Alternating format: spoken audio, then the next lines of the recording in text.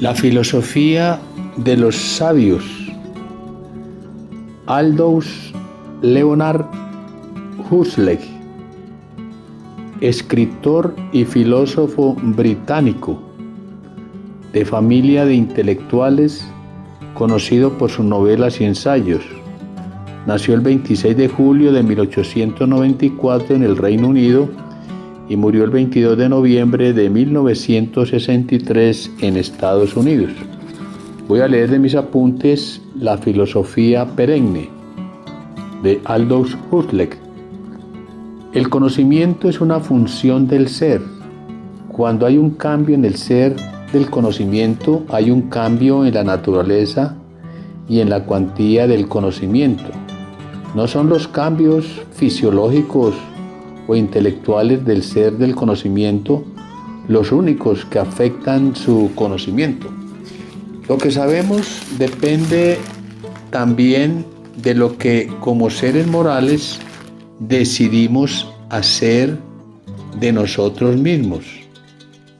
La práctica, según las palabras de William James, puede cambiar nuestro horizonte teórico y puede hacerlo conduciéndonos a nuevos mundos y suscitar nuevos poderes. Permaneciendo como somos, nunca lograríamos avanzar en el conocimiento. Bienaventurados los puros de corazón, porque verán a Dios. La filosofía perenne es una antología o recopilación que se ocupa principalmente de la realidad divina, inherente al múltiple mundo de las cosas, vidas y mentes. Esta gran realidad no puede ser aprendida sino por los amantes puros de corazón y los pobres de espíritu. Es necesario ser humilde ante el gran universo de la sabiduría, podríamos decir. Debemos cumplir ciertas condiciones y obedecer a ciertas reglas. Pocos filósofos y literatos profesionales hicieron mucho por cumplir las condiciones necesarias para el conocimiento espiritual directo.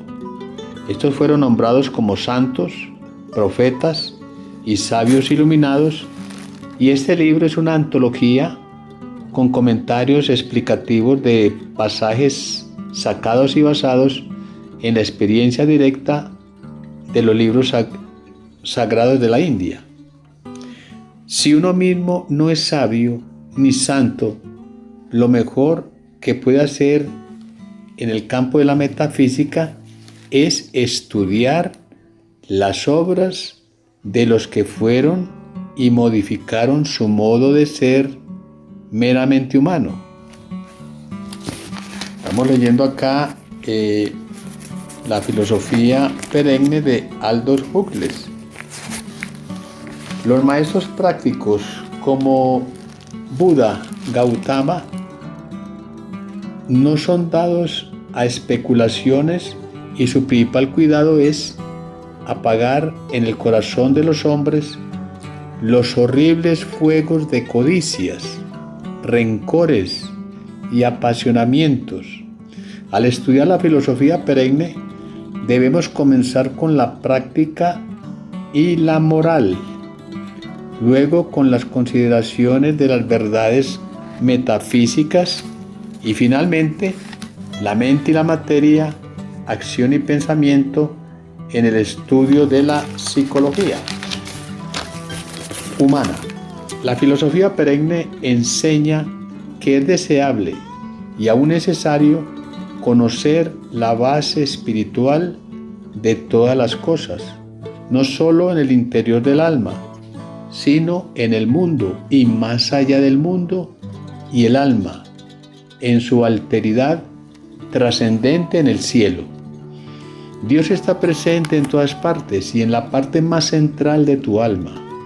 Los sentidos naturales no pueden poseer a Dios, ni unirte a Él, ni tus tiernas facultades de entendimiento, voluntad y memoria. Existe una raíz u hondura de ti llamado el fondo del alma, de donde surgen todas tus facultades, y es tan infinita que nada puede satisfacerla o darle descanso, sino la infinidad de Dios. La infinidad de nuestra alma es tan infinita que nada puede satisfacer o darle descanso, sino la infinidad de Dios. La naturaleza de la realidad debe conocerse por nuestra propia y clara percepción espiritual de uno mismo. Nadie puede conocerse mediante un hombre docto o agente externo. La forma de la luna solo puede conocerse por los ojos de uno mismo. Nuestra liberación no puede alcanzarse sino por la propia percepción de la identidad del espíritu individual con el espíritu universal. La liberación no puede alcanzarse ni por el yoga, adiestramiento físico, ni por la filosofía especulativa, ni por la práctica de ceremonias religiosas, ni por el estudio.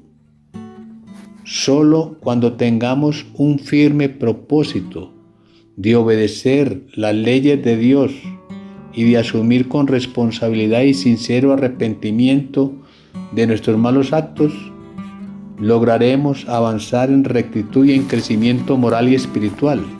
La liberación no se alcanza repitiendo la palabra Brahm, sino experimentando directamente la conciencia pura. El Atman es el testimonio del espíritu individual y de su obrar. Representa el conocimiento absoluto. Necesitamos un ansioso esfuerzo por vivir constantemente en unión con la conciencia pura. Es la ignorancia la que nos hace identificarnos con el cuerpo, con el yo, con los sentidos o cualquier cosa que no sea nuestro espíritu. Importante el texto del maestro Aldous Huxley. Cuando un hombre sigue el camino del mundo, el camino de la carne o el camino de la tradición, el conocimiento de la realidad no puede surgir en él. El maestro Chuang Tse nos enseña que la base espiritual de toda existencia es la inmanencia universal de la trascendencia. La luz interior está más allá del elogio y la censura. La política de aquellos cuya meta está más allá del tiempo es siempre pacífica. El poder y los privilegios excesivos son perpetuas tentaciones hacia el orgullo, la codicia, la vanidad y la crueldad. La opresión se resuelve con el miedo y la envidia. La guerra engendra el odio, la angustia y la desesperación. Tales emociones son negativas y fatales a la vida espiritual. Solo los puros de corazón y pobres de espíritu pueden llegar al conocimiento unitivo de Dios.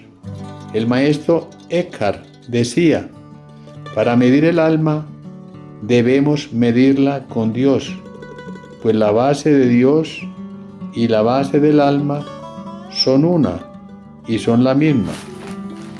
George Fox supo por experiencia directa que todo hombre era iluminado por la divina luz de Cristo, y quien cree en ella sale de la condenación y entra en la luz de la vida, y quien no cree en ella es condenado por la misma.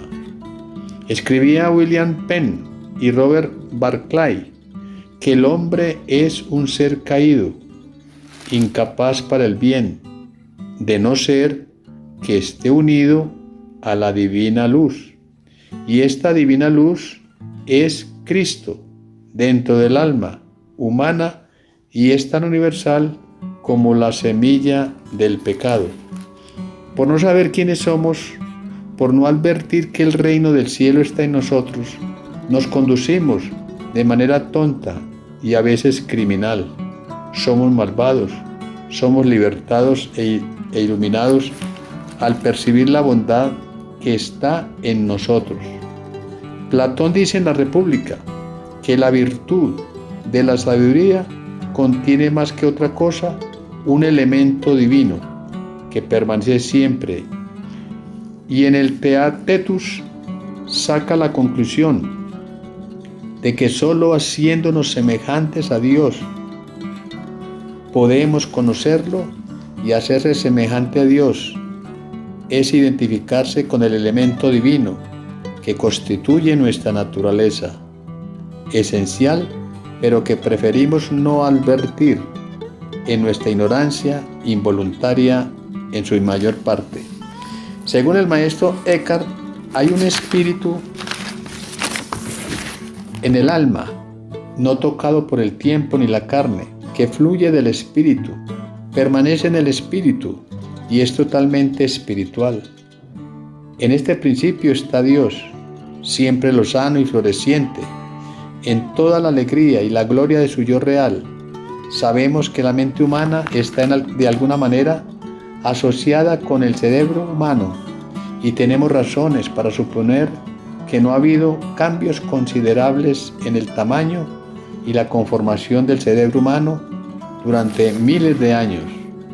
No hay razón para suponer que entre los siglos XIII y XX la mente humana sufriese ninguna clase de cambio evolutivo.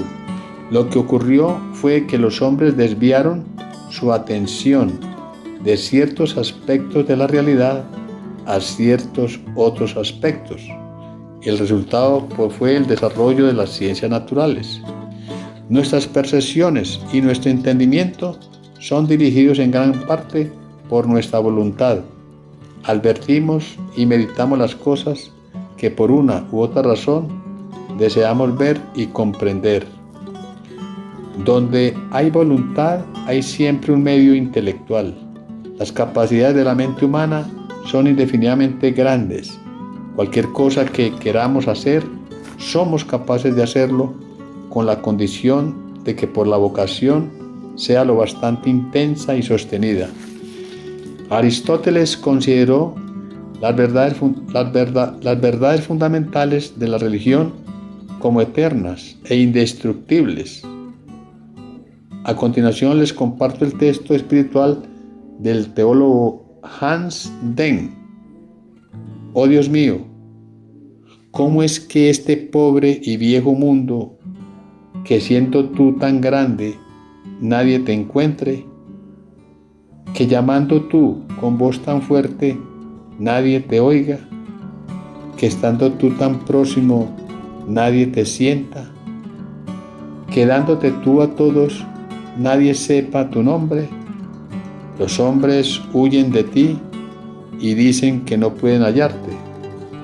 Vuelven la espalda y dicen que no pueden verte. Tápanse los oídos y dicen que no pueden oírte. Aldous Huxley, La filosofía perenne, septiembre del 2022.